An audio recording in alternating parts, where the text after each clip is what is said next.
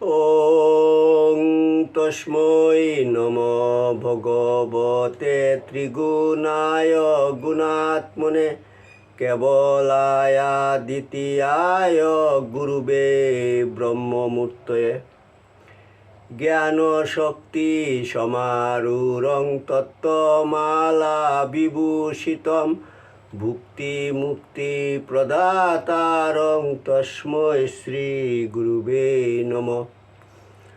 মুকং করোতি বাচালং পঙ্গুং লঙ্ঘয়তে গিরিম যৎকৃপা তমহং বন্দে পরমানন্দ মাধবম। জয় গুরু, জয় গুরু, জয় গুরু।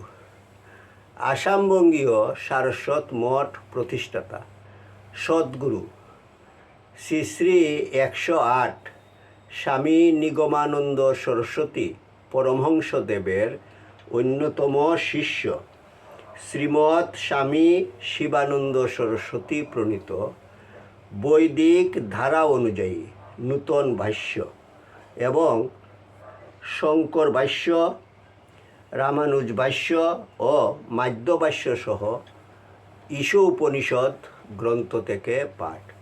ঠাকুর, তোমার শ্রী গ্রন্থ পাঠ তোমার শ্রীচরণেই সমর্পণ করিলাম। নত্তা নিগমানন্দস্য গুরু শ্রী পাদ পঙ্কজম তনুমি তৎকথামৃতম তপ্ত জীবন শীতলম। জয় গুরু, জয় গুরু, জয় গুরু। পূর্ব পাঠের পর পূর্ব পাঠে ছিল ঈশো উপনিষদের দ্বিতীয় মন্ত্র, কুর্বন্যে বেহ কর্মাণি জিজিবিষেৎ শতং সমা এবং তৈ নান্যতে তো হস্তি ন কর্ম লিপ্যতে নরে।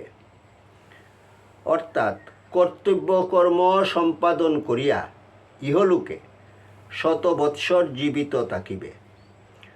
নর অর্থাৎ বীর সাধকের কর্ম কখনো সংসার বন্ধনের কারণ হয় না। মন্ত্র অংশের ভাষ্য।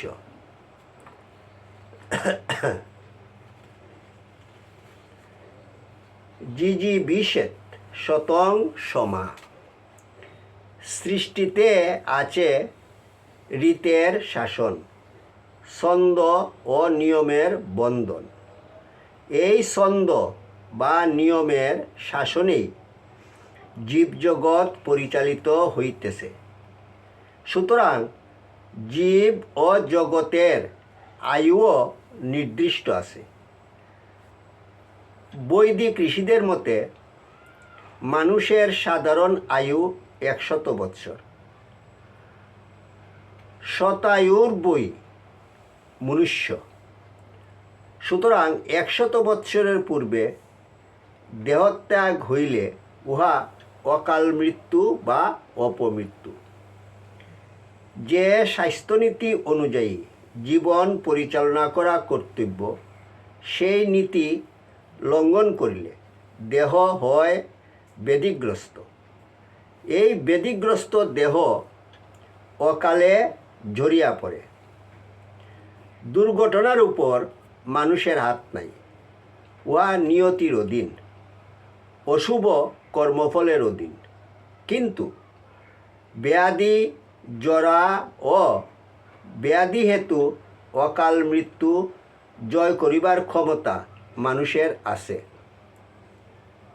শিশুর অকাল মৃত্যুও স্বাভাবিক নয়। উহা পিতামাতার স্বাস্থ্যের ত্রুটির জন্য অথবা যথাযথভাবে সন্তান পালন জ্ঞানের অভাবের জন্য ঘটে। পরীক্ষায় অকৃতকার্য ছাত্ররা যেমন পুরাতন ক্লাসের বোঝাস্বরূপ, তেমনি অজ্ঞানাচ্ছন্ন মানুষগুলিও পৃথিবীর পক্ষে বোঝাস্বরূপ। অজ্ঞানাচ্ছন্ন মানুষেরা মানব সমাজের অগ্রগতিতে বাধা ঘটায়। অজ্ঞানাচ্ছন্ন মানুষগুলি এবং অকাল মৃত্যুবরণকারী মানুষেরা পৃথিবীতে পুনর্জন্ম গ্রহণ করিয়া পৃথিবীর ভার বৃদ্ধি করে। মানব সমাজে এইরূপ উন্নত পরিবেশ থাকা প্রয়োজন, যেখানে আসিয়া মানুষ বিনা বাধায় ফুলের মতো ফুটিয়া উঠিতে পারে, দৈবী সম্পদের অধিকারী হইতে পারে, শুদ্ধ দেহ ও শুদ্ধ মনের অধিকারী হইয়া জীবনমুক্ত অবস্থা লাভ করিতে পারে এবং মৃত্যুর পরে দেবযান পথে দেবলোকে অর্থাৎ ঊর্ধ্ব ত্রিলোকিতে গমন করিয়া স্বীয় অমৃতস্বরূপ আস্বাদন করিতে পারে।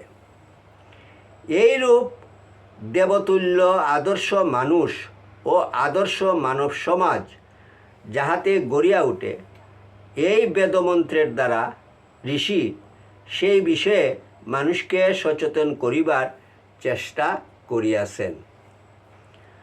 জরা ও ব্যাধিযুক্ত দেহ লইয়া এই জগৎকে